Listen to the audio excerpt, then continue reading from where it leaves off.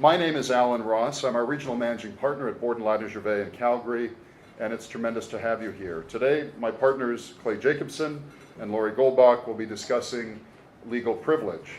For in-house counsel, privilege has many facets and many complications and many complexities. From handling information among your legal teams, your outside counsel, or interacting with your business colleagues, it raises potentially a range of issues.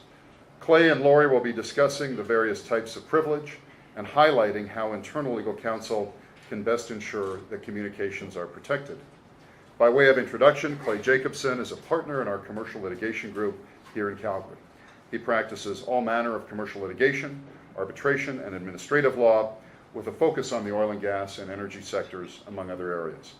Clay has appeared before all levels of court in Alberta and at the federal court. Laurie Goldbach is a partner in our tax group. Her practice primarily focuses on tax litigation and tax dispute resolution, all the way from audit to tax appeals. She regularly appears before all levels of court in Alberta and has appeared before the Tax Court of Canada, the Federal Court, and the Supreme Court of Canada. Laurie has taught and published extensively on privilege, both in the commercial litigation context and in dealing with CRA. So once again, thank you all of you for joining us. Look forward to a very informative set of presentations, and I turn it over to Clay and to Laurie. Thank you all for coming down. As Alan mentioned, I'm Clay Jacobson. I'm a partner in the commercial litigation group here at BLG. And we're pleased to welcome this morning a broad audience, including both lawyers and non-lawyers. And so we'll be covering some of the bedrock principles that cover each of the types of privilege that we'll be going through, as well as dealing with some of the more current issues that have been dealt with in the courts. Starting at the very beginning, a privilege, of course, is a privilege from disclosure. It is a lawful ability to refuse to answer questions or provide documentation in a context where information is sought by an authority, often in court proceedings. Of course, all relevant and material documentation and information has to be disclosed, subject to privilege. And so privilege gives a means to refuse or to keep secrets. That can occur in the context of court proceedings or on demands from the CRA or other governmental entities such as OHS or Alberta Environment. There are a number of different types of privilege. We won't cover all of them today. The four that we feel are most relevant and most likely to arise in your professional lives are these four: solicitor-client privilege, litigation privilege, settlement privilege, also known as without prejudice privilege, and common interest privilege, which we'll cover each in turn. Starting with solicitor-client privilege. This is the most jealously protected and absolute of all privileges. The purpose of solicitor-client privilege, of course, is to protect the essential trusting relationship between lawyers and their clients. The importance of that relationship is reiterated throughout the case law time and time again. We as lawyers cannot do our jobs effectively as advisors and as advocates without being privy to the entire facts within the knowledge of our clients. And for the system to function, clients absolutely must be able to speak freely with their legal counsel without concern. What is said to the lawyer will be used in subsequent proceedings. Solicitor-client privilege does not apply to all communications between lawyers and their clients. To be covered by the privilege, certain factors have to be met. The communication has to be intended to be made in confidence. A communication in a public place or in the presence of third parties will not attract the privilege.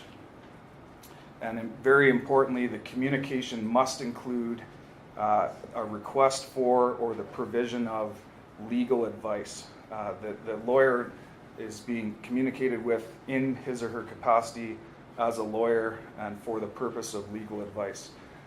If a client, whether the lawyer view that a certain asset purchase is recommended based on the revenue that it'll generate, that is not going to attract the privilege because it's not legal advice that's being sought, different type or business advice. So it has to be legal in nature.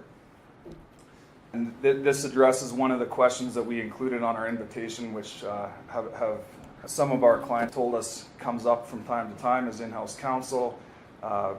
Members of your organization will copy you as counsel on an email in the hopes that, under the impression that that is going to automatically protect that email from further disclosure and cloak it in privilege forevermore. Unfortunately, it's not that simple. That the email has to be for the purpose of soliciting or receiving legal advice, and so the fact that a lawyer was copied will not by itself cloak that email in privilege. Solicitor-client privilege is permanent and as near as absolute as any privilege. A solicitor-client communication once privileged will never see the light of day unless it's waived. The privilege belongs to the client, and the decision to waive it must be made by the client. There are a number of exceptions where the court will allow solicitor-client privilege to be breached or the communication to be utilized, notwithstanding the protest of the client, but those exceptions are extremely rare and very unlikely to be encountered by anyone in this room. They tend to be, the communications are themselves criminal in nature, or there's a public safety risk at issue, an imminent threat of violence, that type of thing. So for your purposes, solicitor-client privilege is permanent and nearly absolute. The next type of privilege that we'll cover is related but different, which is litigation privilege.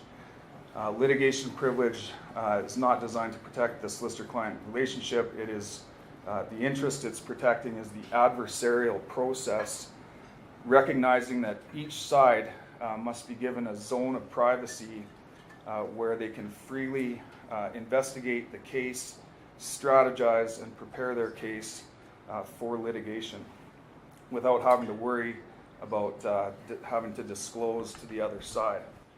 To be protected by litigation privilege, records and communications must be created for the dominant purpose of litigation. The litigation that's anticipated need not be commenced, but it has to be reasonably apprehended for the privilege to attach. It's not enough that contemplated litigation is one of many equal reasons for creating a document. It has to be the dominant or primary purpose for creating the document at issue. The privilege applies to a broader type of documentation than solicitor-client privilege. It includes not only solicitor-client communications, but communications between lawyers and third parties, and communications where even lawyers are not involved prior to retention of counsel, or in the case of self-reps. And it also applies to records that are not communications, notes, briefs, diagrams, documents prepared to strategize for litigation. One of the hot topics that will be of interest to this group is the extent to which materials created and collected in the course of an internal investigation conducted at the instruction of in-house counsel are protected by privilege. The question being, is it enough in the face of an oil spill or in a workplace fatality for counsel to issue an email saying, I'm instructing in an investigation, I would like all materials prepared in the course of that investigation to be sent to me, marked privileged, and put in my personal file, which also will be marked privileged. Until recently, that approach had some success in the courts, but of late, the Court of Appeal has been clear that more is required. In the recent case of Alberta and Suncor, which was a decision of the Alberta Court of Appeal last year, The case involved a workplace fatality near Fort McMurray. In-house counsel immediately recognized that there was a good chance of litigation ensuing from the accident. He began an internal investigation right away and directed the internal team to segregate the investigation documents and endorse all materials as privileged and confidential. There was also a parallel obligation under the Occupational Health and Safety Act to, as the employer, to run an investigation and prepare a report for OHS. Investigators from OHS demanded that Suncor produce to them all documents created or gathered in the context of that investigation, including the photographs, the witness statements, and all other documentation that had been gathered up. Suncor took the position that the documents were subject to litigation privilege, and OHS applied to the court for an order compelling production. The Court of Queen's Bench determined that the dominant purpose for conducting the investigation was anticipated litigation, and that it followed from that all of the materials in the investigation file gathered by counsel were subject to litigation privilege. And so it was the container within counsel's office that governed whether or not documents were determined to be privileged. The Alberta Court of Appeal overruled that decision, upheld the appeal, and found that it's not enough that the investigation was done for the dominant purpose of litigation. Each document and group of like documents need to be analyzed individually, reviewed, and the question is whether the creation of that document was for the dominant purpose of litigation. It's not enough that the gathering of that document by counsel was for the dominant purpose of litigation. If the document existed on its own or for some other reason, it may not be privileged.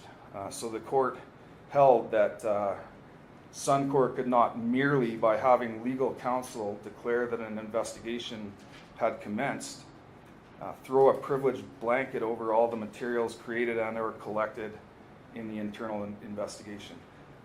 We as counsel can't make a previously existing non-privileged document privileged by asking for a copy and putting it in our file. The other case recently in our courts in Alberta is the decision in CNRL and Shawcor, which was a 2014 decision of the Alberta Court of Appeal. The case involved an alleged failure of a pipeline. There was a well blowout, and CNRL later observed that a number of spots along the pipeline, the snow was melting along the way. So they conducted an investigation and did some thermal imaging. And physical inspections of the pipeline, which went along for about 3 weeks, after which in-house counsel was brought into the picture, and his advice was sought as to what further investigation should be taken. The next day, in-house counsel, just like in the Suncor case, sent out an email saying the investigation is now being done under the guidance of legal counsel, and a protocol was put in place to funnel all of the investigative materials to counsel. In the ensuing litigation, CNRL took the position that all materials following the involvement of an in-house counsel was subject to privilege. At the Court of Queen's Bench level, Chief Justice Whitman, the investigation had moved from the preliminary stage to the point where its dominant purpose in creating records was to prepare for litigation. And accordingly, all of the investigation and testing records after that date were protected by privilege. And so essentially, again, because the dominant purpose of the investigation was litigation, the litigation privilege applied to all the materials gathered. Again, the Court of Appeal overruled that decision, holding and reiterating that a document is not subject to litigation privilege just because litigation is one of several purposes for its creation. It has to be the dominant purpose, and that records that pre-exist the incident giving rise to the anticipated litigation do not become privileged just because they're gathered or copied at the instruction of legal counsel. The purpose for the creation of the document does not change because the record was forwarded to or through in-house counsel, or because the decision had been made to proceed with litigation. So some of the takeaways from these two cases are that it's no longer enough for counsel to send out an email gathering up and instructing an investigation to make the case in subsequent, should your privilege claim be challenged in subsequent litigation, to best make the case that litigation privilege applies, the initial email that goes out should reference the apprehension of litigation arising from the incident, rather than just say there's a legal issue and legal's involved and send it to legal. And similarly, the records that are produced, those producing them should be instructed to reference the fact that they've been produced for the purpose of dealing with the litigation that is likely to ensue from the incident. And finally, without prejudice or settlement privilege is a third variety of privilege. The rationale for it is to encourage parties to settle their disputes and to have free and frank discussions where they put their cards on the table without being constrained by the concern that what is said will later be used in litigation. For settlement privilege to apply, three criteria must be met. The parties have to be engaged or in contemplation of a litigious dispute. There must be an express or implied intent on their part that the communications will not be disclosed if they're unable to resolve their dispute. And the purpose of the communication must be a genuine attempt to effect a settlement. The question often arises whether labeling or putting the phrase "without prejudice" on a letter will prevent it from ever seeing the light of day in subsequent litigation. And the answer to that is that is not sufficient in and of itself. Simply labeling a letter "without prejudice" doesn't make that letter privileged. The Court of Appeal is very clear that a communication that is not in substance privileged does not become so just because one party places "without prejudice" on it. And likewise, the absence of the words "without prejudice" mean nothing if the communication is truly privileged. So the privilege only applies to genuine attempts to resolve a litigious dispute, and you cannot deem something privileged and unavailable to the court just by putting on the magic words. So with that, I'll turn it over to Lori, who's going to discuss common interest privilege and waiver. I'm going to start with the fact that, so as you can see from a lot of these cases and the appeal decisions that Clay reviewed too, Canadian courts recognize and protect privilege. And this is, one of the reasons that we do this and make sure that we do it properly is because we know that the Canadian courts will protect the privilege if we do it properly.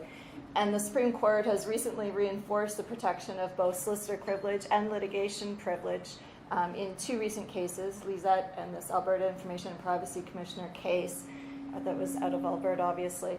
When I went to law school, I remember being told that solicitor-client privilege was one type of privilege and litigation privilege wasn't substantive law. That's changed even since I went to law school. And the Supreme Court recognizes them not just as procedural issues now, but as separate categories of substantive law. This is not the same outside of Canadian jurisdictions. So an important thing to remember is that you shouldn't assume that other jurisdictions, if you're not dealing with Canada, enjoy the same protection of privilege that we all sort of grew up in and know to apply. That means that if you're, for instance, sharing documents across borders, you need to be very careful that you're not inadvertently waiving privilege by doing so. So if you send a document that would be privileged in Canada to Houston, you need to be assured that the protection it's going to receive there or to the party you're sending it to hasn't inadvertently waived the privilege that you've worked so hard to create. This issue comes up for us all the time.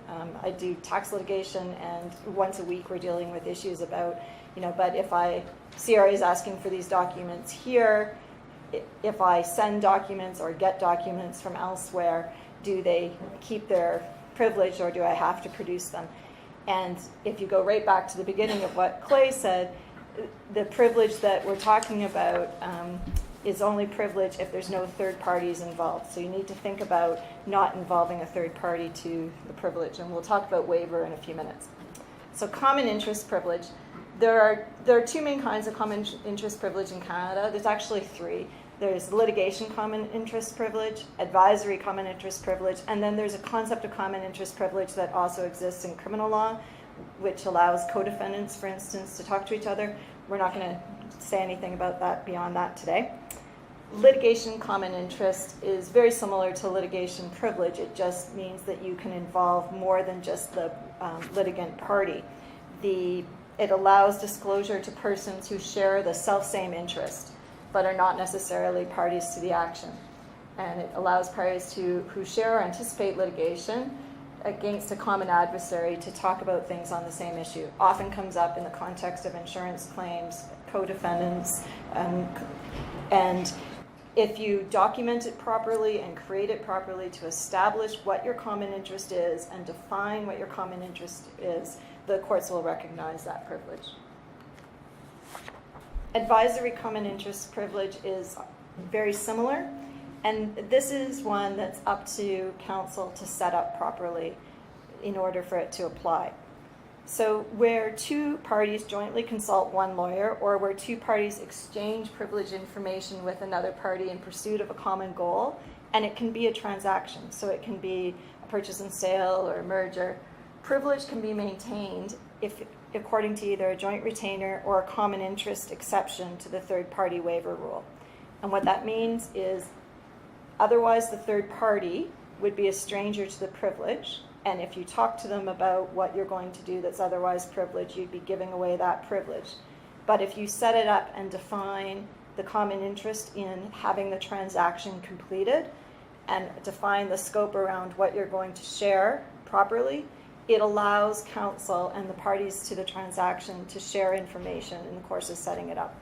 And this is a really powerful and useful and efficient thing for us to be able to do. The rationale for it is that those engaged in commercial transactions, like those engaged in other transactions, must be free to exchange privileged information without fear of jeopardizing the confidence that is crucial or critical to obtaining the legal advice. And it's been recognized in transaction and planning cases. It recently became a big issue, and you may have seen blogs and notes on this case, Iglis Holdings, which was a case dealing with a CRA and what happened in this case there was a series of transactions between Iglis Holdings, an individual, Mr. Gillis, and Abacus Capital. The transactions were outlined in a step memo. So very common scenario. You've got two parties, three parties here, they want to do something. There's a step plan that had been prepared, and here it had been prepared with input from legal counsel and advisors to both parties. So there was one step memo for the whole transaction, and it had been prepared by counsel for both parties. After the transaction closed, the Canada Revenue Agency sought to obtain that step memo or that planning memo from Gillis, and Gillis refused to provide it. So it was prepared by counsel, you can't have it. CRA brought an application in federal court under the Income Tax Act. This is a compliance section of the Income Tax Act to force disclosure of the document. So the main basis for them trying to force it was that it wasn't privileged because it had been shared with parties for both sides. So there'd been a waiver to the privilege. To all of our surprise, the federal court held that common interest privilege had been wrongly applied in Canada to date. They relied on some New York case law, New York jurisprudence, and said that it was wrong both in New York and Canada, actually, the federal court said. And the result, it was a long academic judgment, it was like 120 some odd page judgment, but the result of it was sort of chaos, relative chaos. the parties meant they couldn't share privileged information with each other, and we were all sort of stumbling around, well, how do we do what we want to do and talk about the things that we need to talk about to get this done efficiently, and to share our plans if we don't have this common interest privilege that we've all just sort of been using up until now. Joint retainers aren't a perfect fix for this. Joint retainers have other problems, or they give rise to other issues, because if you have a joint retainer, it usually means you're going to share all information with the other party, and as counsel, it means you have equal obligation to both parties to the joint retainer, which is often imperfect because your client actually only wants you to share a certain amount of information with the other party, and that might be the resulting step memo, but maybe not everything else that went into it. It also gives rise to potential conflicts if you have a joint retainer. This is a big issue for us litigators. If you have a joint retainer and you've acted jointly on both sides of the transaction, you can't very well then litigate for your original client if that transaction goes awry. So everyone was concerned about this, and there was this question of what we do.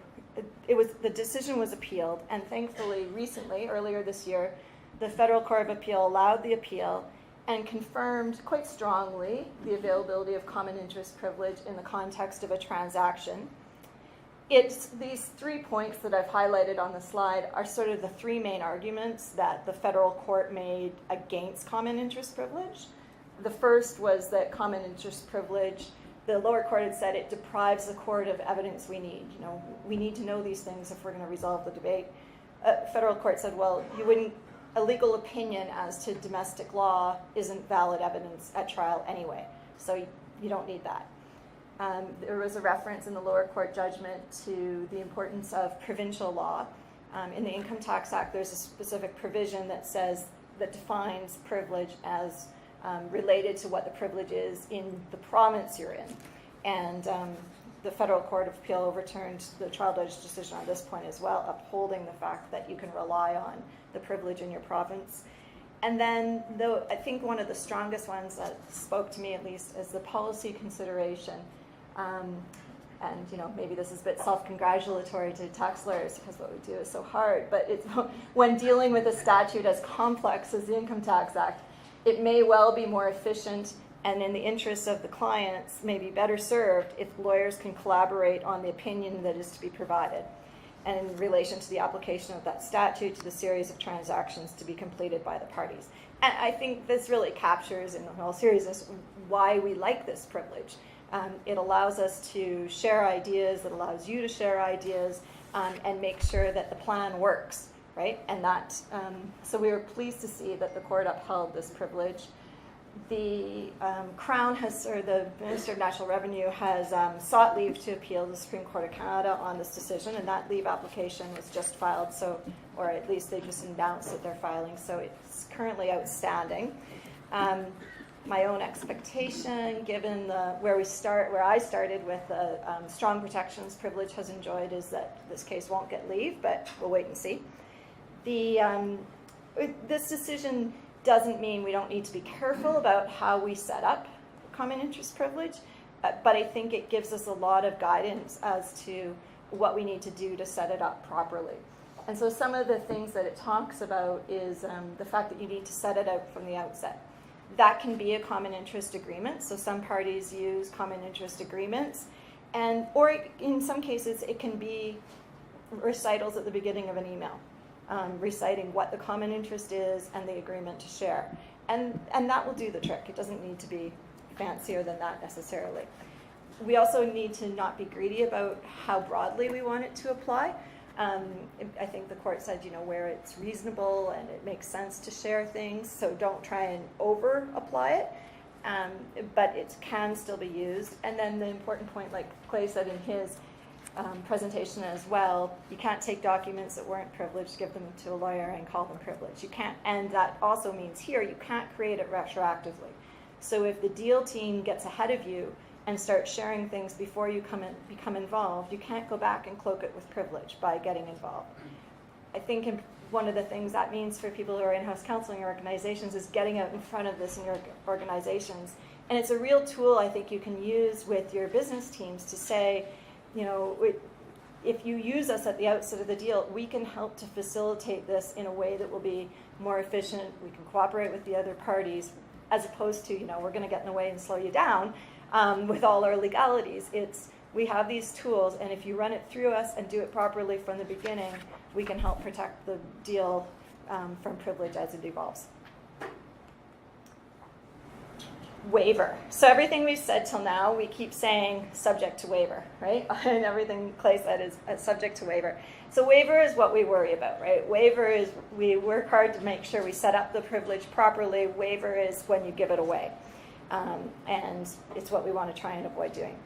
It's the deliberate disclosure of otherwise privileged information to a stranger to the privilege or a third party, and it can terminate the protection to the privilege. So for express waiver, 2 main conditions apply. The privilege holder has to know about the existence of the privilege and has to voluntarily intend to waive it. Sounds easy to say. So theoretically, at least, the inadvertent or accidental disclosure without the consent of the privilege holder should not constitute a valid waiver. The onus of establishing waiver rests on the party that's asserting its existence. So if the other side says it's no longer privileged because you shared it with a third party, it's up to them to prove that it was shared with a third party. Implied waiver, though, turning out the lights, implied waiver can occur in the absence of specific waiver, obviously. And this is the one we mostly worry about is despite, for instance, disclosing a portion of the record, there's a risk that you're implying waiver of an entire communication. So in litigation, by disclosing one email in a chain, it's a risk you're disclosing the whole email chain. By sharing the conclusion of a legal opinion memo, the risk is that you waive the full memo and potentially the full file and work that went into that memo, drafts. And that's what we're trying to avoid. If, however, the courts have recognized that sometimes you need to share portions of information, and if that information over which privilege is waived can stand alone, so if the email can be read in the chain of emails without reference to everything else in the chain, for instance, it can be severed from the remaining documents or file, and then the remaining privilege will stand. So if the email stands alone and it doesn't say, further to our discussion below, then you can produce that email without worrying about the rest in the chain. Waiver comes up in tax cases all the time. I won't spend a lot of time on that, but the main reason it comes up in tax cases and a lot of the jurisprudence you'll see in this area comes out of tax is, as I was saying to someone earlier, one is because the CRA is always asking for stuff they shouldn't be, and the other is that the taxpayer has the burden of demolishing the factual assumptions of the minister. So often the taxpayer wants to be able to show things in order to meet their burden. A good example, and an example that probably comes up all the time in your organizations, sometimes outside of the legal group and maybe without your knowledge, are claims for deductions for legal expenses. And as part of these, CRA frequently requests lawyers' bills as part of an audit. And sometimes the person that will be charged with collecting the material to respond to the audit will be a junior accounting person, not anyone in the legal group. So that's something to keep your eye on and something to sort of, again, try and get in front of, because depending on the lawyer bill, they produce the lawyer bills, they produce the descriptions of time, and suddenly you've waived privilege over that file and all the work that was done. So if the lawyer bill says, for instance, preparing research memo regarding X, suddenly that research memo can be available. The concept, again, of limited or partial waiver helps to address this tension. So in practical terms, when you have these requests for deductions for legal expenses, you need to show something in order to make your case. And there are ways, relying on limited waiver, to share portions of the invoice, for instance, invoice numbers and total amounts, without any descriptions in the middle, and rely on limited waiver so that you can satisfy the auditor, get your claim, get your deduction, but not end up inadvertently waiving privilege over all the legal work that was done. This is really more on the same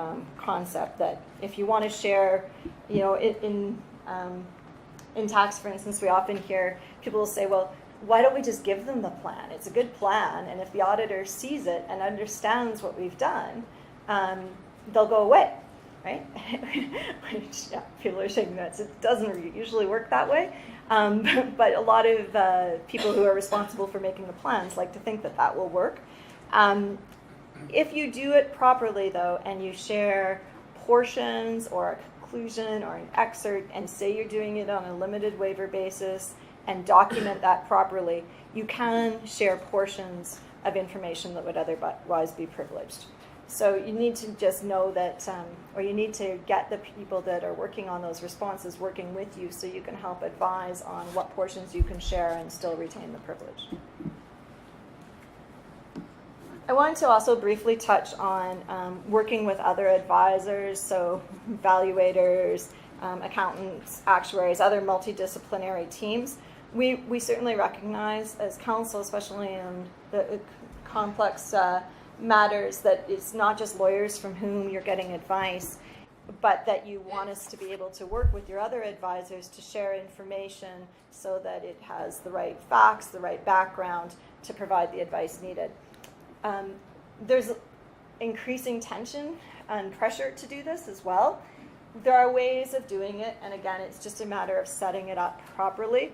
They're imperfect, and there's risks around them, but if we set up proper agency agreements and retain parties in the right order, so have the lawyers retain as agents for the client the other advisors we're going to work with, and have information flow through the lawyers, we can get closer to protecting privilege information throughout the transaction. Again, there's a fairly recent case on this that is a really good example, though, and it ties right back, actually has echoes of the CNRL Shaw Court decision we were talking about a few minutes ago. I think it's worth reviewing briefly. So here what happened is some tax lawyers and accountants had both provided professional advice to the client in connection with the creation and operation of a partnership. The CRA came in and served the client with a request relating to unredacted copies of legal invoices, like I was just talking about, and all planning documents. So they were doing a full audit, wanted to see all planning documents concerning the transactions, and threatened a compliance order under the Income Tax Act. And the threat of a compliance order, for those who don't practice in this area, is because a taxpayer has the burden in tax. If you're faced with a compliance order and you don't comply, you can't then rely on any documents you haven't produced in court. So that's what all that means. The client asserted solicitor-client privilege over about 600 documents here, including correspondence, a lot of correspondence between the accountants here, it was MNP, and the client, in part on the basis that the accountants had acted as agents for the client for the purpose of the client obtaining legal advice. So that agency relationship. No litigation was contemplated at the time, so there was no recourse to litigation privilege.